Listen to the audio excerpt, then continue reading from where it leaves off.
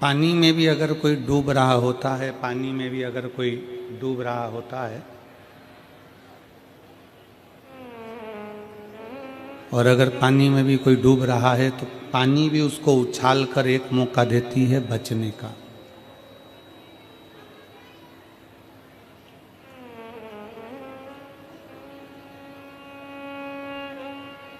जल भी एक मौका देता है, पानी भी एक मौका देता है कि इससे बाहर निकल जाओ, बाहर का प्रेशर खोलिए।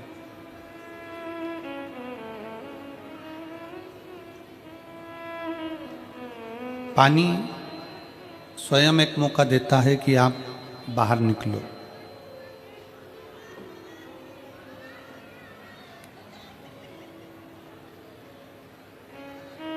प्रकृति भी एक मौका देती है कि आप उन्नति की सीढ़ी पर चढ़ लो, आगे बढ़ लो।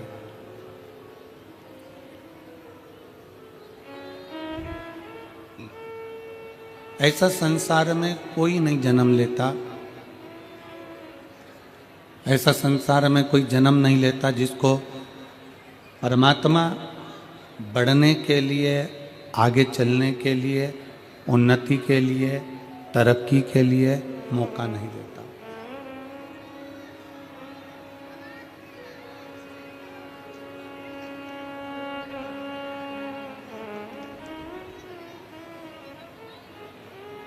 बस शिव महापुराण की कथा कथी है, भगवान शंकर का चरित्र कथा है, शिव तत्व कथा है, शंकर जी की कथा कथी है।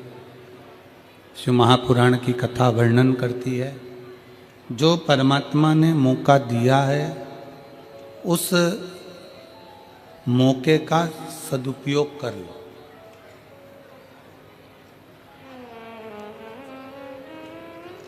और यदि उस मौके का आप और हमने सदुपयोग कर लिया, उस मौके का उपयोग आप और हमने कर लिया, तो ये शिव महापुराण की कथा कहती है कि फिर कोई गिराने वाला नहीं मिलेगा, आप उन्नति की सीढ़ी पर बढ़ते ही चले जाओगे और आगे चलते ही चलोगे।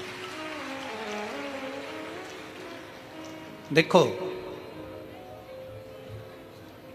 एक दीपक होता है और एक अगरबत्ती होती है।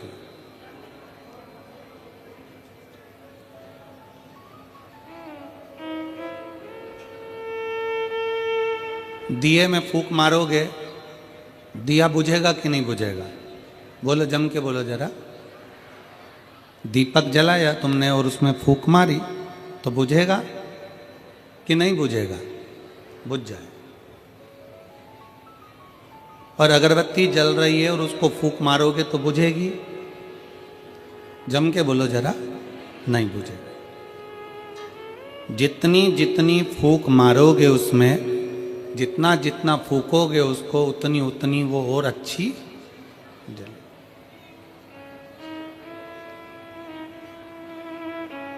दीपक में फूंक मारी, दीपक बुझ गया। अगरबत्ती में फूंक मारी, वो बुझती नहीं है। क्यों ऐसा? किस लिए? शिव महापुराण की कथा कहती है कि जो दुनिया में सुगंध फैलाता है, जो दुनिया में खुशबू फैलाता है, जो दुनिया को सुगंधित करता है, उसको दुनिया के लोग कितनी भी फूंक मार ले परंतु वो बुझता नहीं है, वो आगे बढ़ता ही है। अगरबत्ती सुगंध दे रही है, अगरबत्ती खुशबू दे रही है।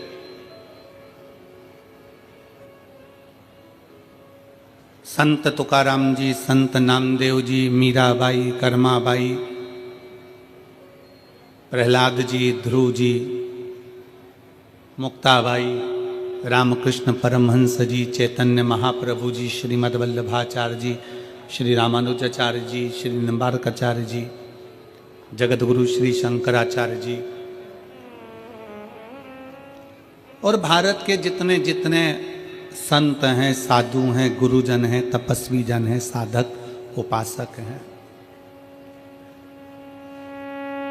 ये वो अगरबत्ती हैं जो संसार में सनातन धर्म की, भगवत धर्म की, भगवत भक्ति की, राम भक्ति की, कृष्ण भक्ति की, शिव भक्ति की, देवी की भक्ति की अलग जगह है।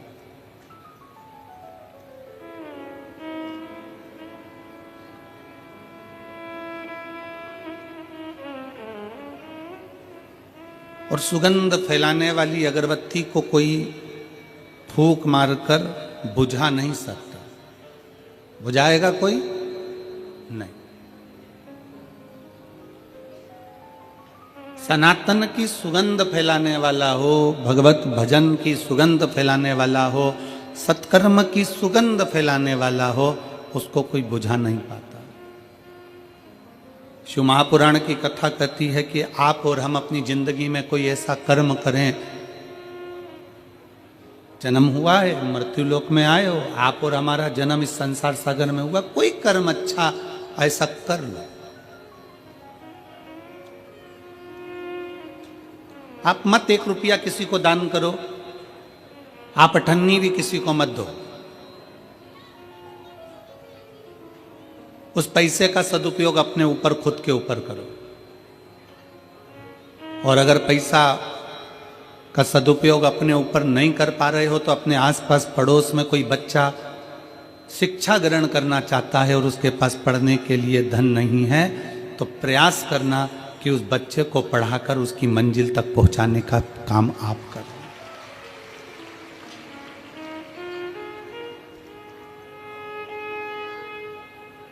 आप मत दो किसी को कुछ। आपके आसपास में, आपके मोहल्ले में कोई व्यक्ति बहुत, परिवार में, कुटुंब में, रिश्तों में, नातों में बहुत बीमार पड़ा हुआ है, उसके पास में धन नहीं है, उसके पास में संपदा नहीं है, पैसा नहीं है, करो आप एक प्रयास कि थोड़ा दवाई का खर्चा हम उठा सकते हैं, थोड़ा दवाई का खर्चा अपन कर सकते हैं।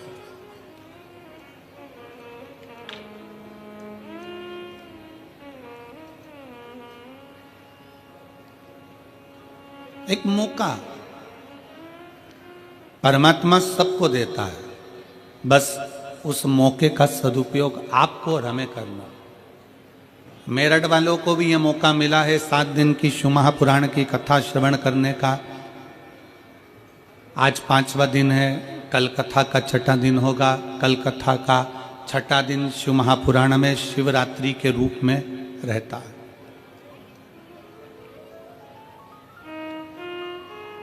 कल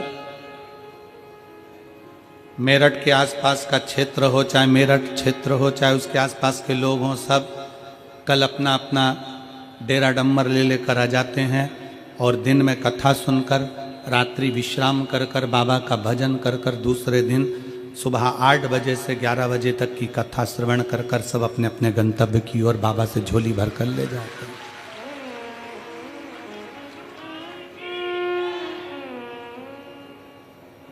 जितने शिव भक्त आपको आज लाखों की संख्या में दिख रहे हैं, इससे दुगने कल नजर आएंगे।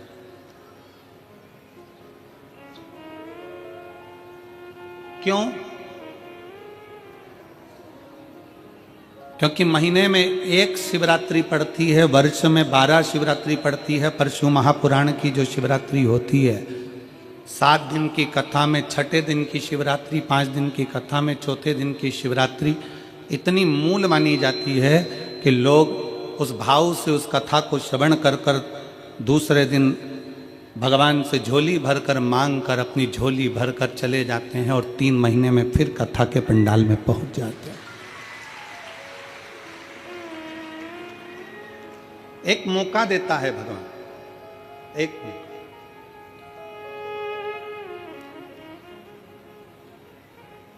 उस सबको मिला। मेरठ वासियों को बाबा उगड़नाथ जी ने कुछ कृपा करी होगी, बाबा उगड़नाथ जी ने करुणा करी होगी।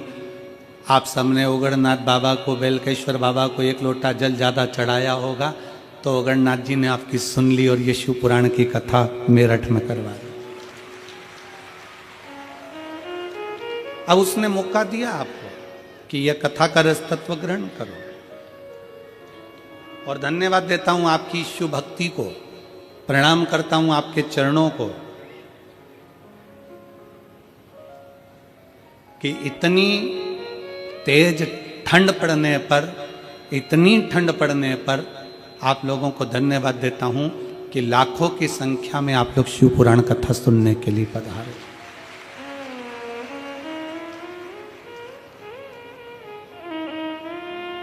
ये अविरल भक्ति है आपकी। भगवान शंकर की अविरल भक्ति आपके भीतर, आप उतारिए उसको। एक चींटी से हमको बहुत कुछ सीखने को मिलता है। एक चींटी सामूहिकता में रहती है, एक साथ रहती है, कतारबद्धता में चलती है, और मिट्टी में भी, कचरे में भी अगर शक्कर का कण पड़ा होता है तो चींटी उसको उठा लेती है।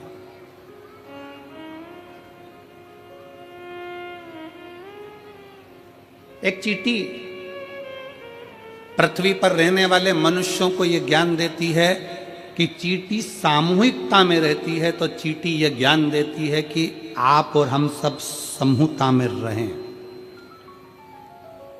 शायद उत्तर प्रदेश शासन के माननीय मुख्यमंत्री जी श्री योगी जी ने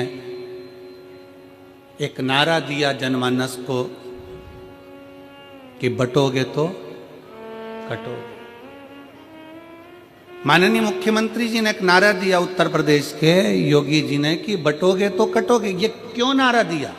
ये चींटी का वो समूह बता रहे हैं कि चींटी जब एक साथ रहती है तो बड़े से बड़े लकड़ी को, बड़े से बड़े कचरे को भी सामूहिकता में उठाकर ले जाती है। जब हम और आप समूह में रहेंगे तो किसी की सामर्थ्यता नहीं कि कोई तुम्हें काट दे।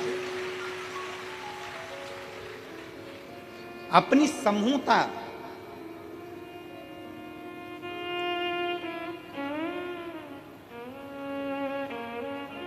अच्छा हम आपसे पूछे, मेरी जीजियां बैठी हैं, मेरे जीजा बैठे हैं, मेरी माताएं बैठी हैं, मेरे भाई बैठे हैं, बेटियां बेटे बैठे हैं, हम आपसे एक बात पूछते हैं कि पहले घर परिवार बहुत बड़ा होता था, 4-5 मामा चाचा काका बुआ फूफा इतने बड़े होते थे, तो मोहल्ले में किसी की हिम्मत नहीं होती थी कि वो उससे झगड़ा कर ले। बोलो सही है कि गलत है? अरे जम के तो बोलो जरा, क्यों नहीं झगड़ा करते थे? अरे वो 6 भाई हैं और उसकी 4 बहनें बहुत तेज, और उसकी बुआ वहां रहती है बहुत तेज, और बुआ के बच्चे और तेज। पूरे जगह में सूचना रहती थी कि साहब इतना बड़ा परिवार, इतना बड़ा कुटुंब है, इतने सारे लोग हैं, तो इनसे कोई भिड़ता नहीं था।